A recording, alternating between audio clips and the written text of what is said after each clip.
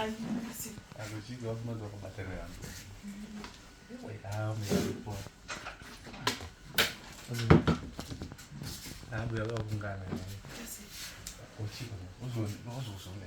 Tasawona. Chivana chinochira pe. Ochiva. Ochiva. Man, uzozone. Nema. Ochiva. Oh mama. Atajua. Lagi nafasi hiyo. Lagi nafasi hiyo. Wali ambuya.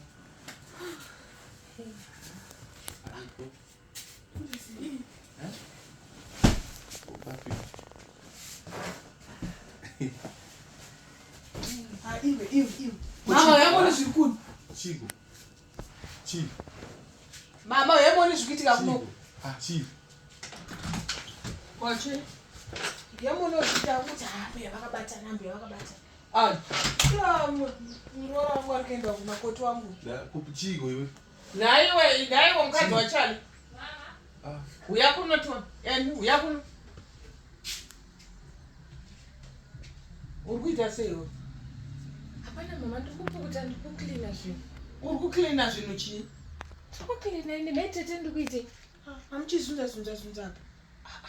Iwe kana unonga chishayina. Iwewe inzwa ndikutaurire iwewe. Zvako zvaunoita zvechipambi zvaunoita hauzviite pamukwasha wangu. Wazvinzwa? Urikundinzwa? Urikunzwa here? Ewe mama. Aina kuti pane zvauri kutsvaga pamukwasha wangu.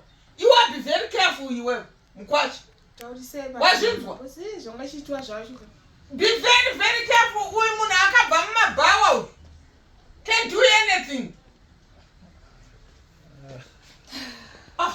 Ida ushorwa moine zvinhu zvina nebasa rese scrape yakadai so. Nasina mutashaizvo zvina vangofungira hwawo. Ndaitoti ndisi kutofunga ndaitofunga hwangu ndakutobata muzviyare. Imimi itai kwazvo mukwasha ini. Mazvinzwa ka? Nyara iwo ndinyara iwo mani. Kana murori. Ibva. Wakambona pamunoklinwa mune vanhu. Ibva. Fambe munhu.